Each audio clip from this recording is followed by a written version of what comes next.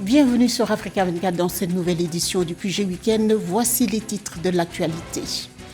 Jour de vote au Sénégal, environ 7,3 millions d'électeurs sont appelés aux urnes ce dimanche 24 mars. 17 candidats sont en lice, dont l'ancien Premier ministre Amadou Ba de la mouvance présidentielle Benno Bokk Yakaar et le candidat de l'opposition Bassirou Diomaye Faye de la coalition Diomaye Président, ou encore Anta Babacar Ngom, seule femme dans cette course présidentielle.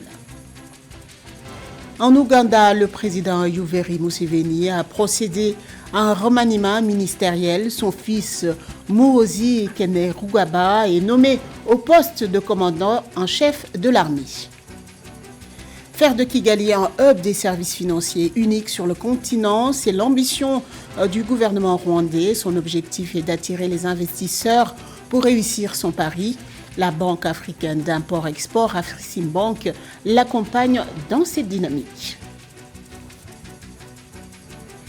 Mais tout d'abord, au Sénégal, environ 7,3 millions d'électeurs sont appelés aux urnes. La campagne électorale a été d'une durée exceptionnellement courte de 2 semaines au lieu de 21 jours. Elle a été marquée par des rebondissements avec un report, puis une annulation avant d'être finalement avancée ce dimanche 24 mars. Les citoyens sénégalais vont élire leur 5e président. Parmi ses principaux prétendants du fauteuil présidentiel, Amadou Ba, candidat de la coalition au pouvoir, soutenu par le président Macky Sall, ainsi que Bassirou Diomaye Faye, candidat du parti PASTEF désigné par Ousmane Sonko, ou encore Anta Babacar Ngom, le président Macky Sall qui a accompli son devoir civique à Dakar, la capitale, a salué le bon déroulement du vote. Il a également appelé au respect du processus électoral et de la publication des résultats. Je vous propose de l'écouter. Ça se passe très bien sur l'ensemble du territoire national et dans la diaspora. Je souhaite que tous nos compatriotes puissent aller voter et rentrer tranquillement chez eux, en sachant que nous avons un système électoral éprouvé, où l'ensemble des candidats sont représentés dans les bureaux de vote. La Sénat, qui est la commission électorale nationale autonome, a un représentant dans chaque bureau de vote. Et c'est à l'issue du vote, ce soir, que les résultats seront publiés devant chaque bureau de vote. Et juste après, les commissions départementales de recensement des votes vont entrer en vigueur, pour entrer donc en action sous la conduite des magistrats envoyés par la Cour d'appel de Dakar. Et il appartiendra à la Cour d'appel de Dakar de donner les résultats provisoires et au Conseil constitutionnel de donner les résultats définitifs. J'ai eu à faire ce rappel pour simplement rappeler qu'il n'appartient ni à un candidat ni à un camp de proclamer une victoire ou des résultats. Ce soir, les bureaux de vote vont parler.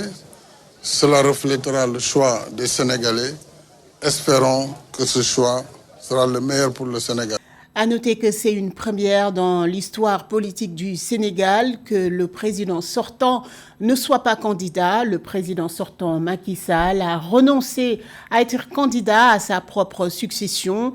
Pour vous faire vivre ce moment crucial et historique, toute l'équipe d'Africa 24 est mobilisée. Samantha Saberou Saboubanga depuis Dakar, la capitale sénégalaise. Bonjour à tous et bienvenue sur Africa 24. Nous sommes dimanche 24 mars 2024, jour tant attendu par les Sénégalais. 7,3 millions d'électeurs sont appelés aux urnes pour l'élection présidentielle afin d'élire le 5e président de la République du Sénégal. Première élection présidentielle de l'histoire à laquelle le président sortant n'est pas candidat et pour laquelle 17 candidats sont en lice. Pour ce scrutin, le 12e depuis l'indépendance de 1960, les enjeux sont multiples face à une population déterminée à réaffirmer sa quête de démocratie dans un climat d'équité et de sérénité. J'ai un sentiment de fierté pour avoir venir exercer mon devoir de vote parce que nous voulons ça ce jour-là. Parce que depuis longtemps, on attendait ce jour. Et par rapport à cela, donc nous nous sommes réveillés très tôt pour venir exercer ce droit. Le Sénégal, pour avoir un changement, une rupture. Donc si nous parlons de changement, on ne dit pas un changement par rapport à des qui. Mais nous parlons de changement, c'est par rapport à des axes qui nous fatiguent. Parce qu'il y a des choses qui sont là, des pratiques qui sont là, que nous devons changer. Je suis là pour voter pour mon président Khalifa Ababacar Sall et j'espère qu'il va gagner, Inch'Allah Rabbi. Et il va amener un grand changement. On a tant attendu ce jour et on espère avoir le bon président qui va changer le pays car les gens sont fatigués. Restez avec nous tout au long de cette journée historique pour suivre de près chaque développement et vous tenir informés de l'évolution de ce premier tour crucial pour la démocratie sénégalaise. C'est l'engouement dans les bureaux de vote à Paris. La diaspora sénégalaise a également voté le même jour que ceux du continent à Nières-sur-Seine dans le département 92. Malgré quelques retards d'accès aux bureaux de vote ou dysfonctionnements notés, le vote se déroule bien dans son ensemble. Je vous propose d'écouter l'avis des Sénégalais de la diaspora.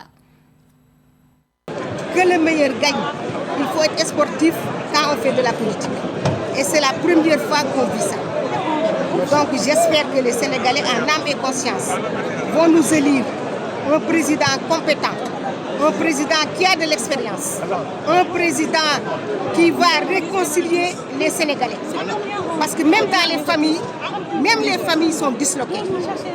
Ce qui est anormal, parce que nous sommes en politique, on dit la famille d'abord. Mais aujourd'hui, le regret qu'on aura, c'est que le pays est assez divisé. Le Sénégal est resté dans l'ère coloniale depuis 1960.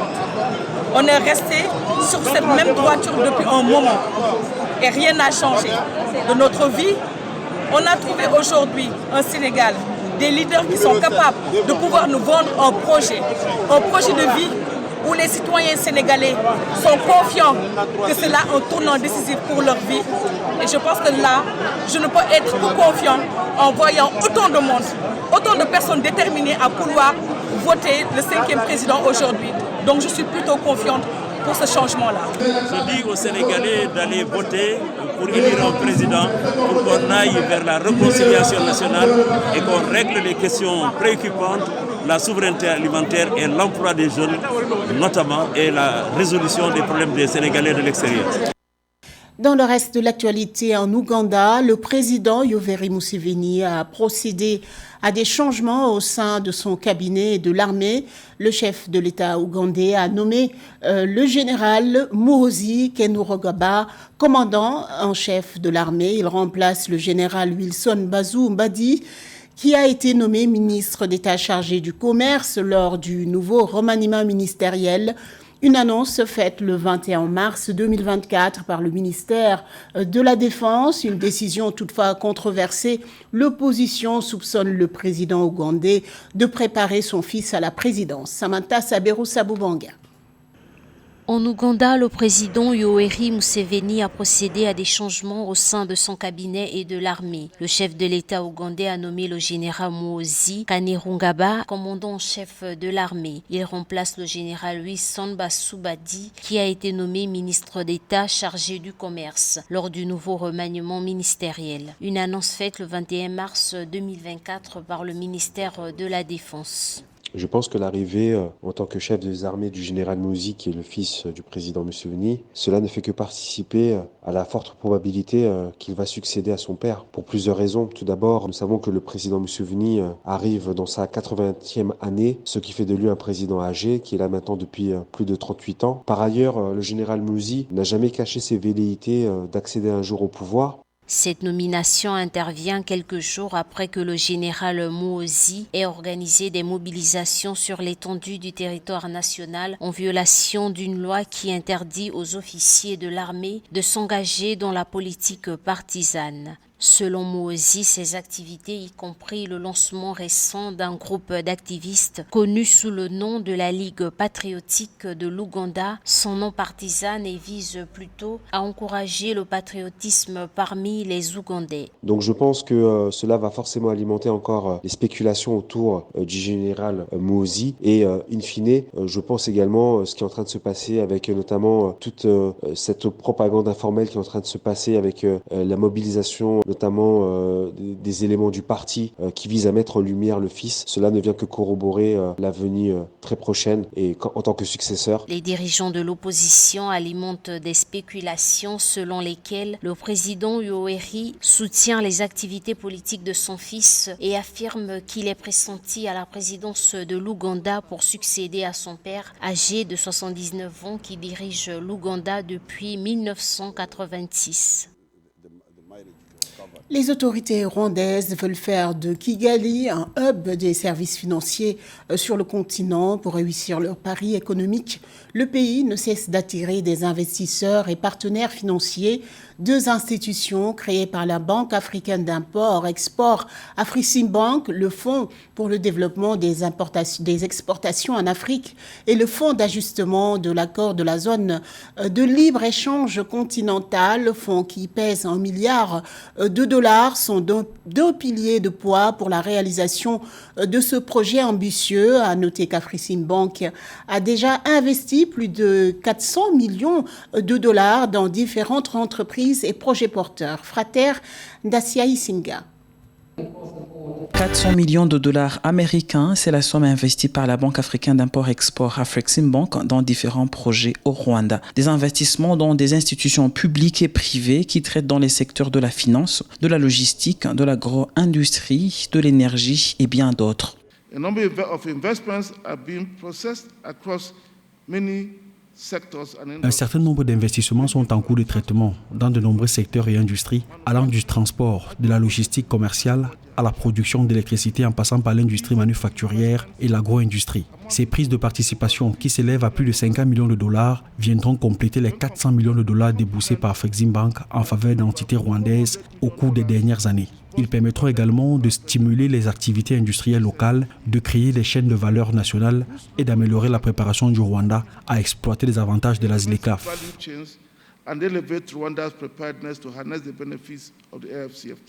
Le Rwanda abrite également deux institutions très importantes dans la nouvelle stratégie de développement en Afrique, qui ont toutes les deux un lien direct avec la Banque africaine d'import-export. Il s'agit du Fonds pour le développement des exportations en Afrique, FEDA, et le Fonds d'ajustement de l'accord sur la zone de libre-échange continentale africaine, la ZLECAf. Et la présence du siège de ces deux institutions à Kigali est un gage de stabilité du pays des mille collines. Moreover, FEDA, as we know its mandate, will continue to serve. En outre, le Fonds de développement des exportations, tel que nous connaissons son mandat, continuera à servir de véhicule pour faciliter l'entrée des entreprises rwandaises sur le marché africain au sens large, renforçant ainsi l'intégration économique de notre continent. En étant présent dans notre pays, nous voyons le mandat de la FEDA s'élargir, mais surtout consolider et renforcer la position concurrentielle du Rwanda en tant que plaque tournante de l'innovation financière et de la facilitation du commerce. Parmi les projets les plus importants ayant été financés grâce à Afreximbank figure la zone spéciale économique de Bugesera à l'est du Rwanda, un projet détenu à 60% par Arise Integrated Industrial Platforms et à 40% par le gouvernement rwandais et qui s'étend sur 330 hectares avec un investissement de $100 millions américains. Ce journal a été réalisé par l'ensemble de la rédaction. Merci pour votre fidélité. Dans un instant, une nouvelle édition de l'information sur Africa 24.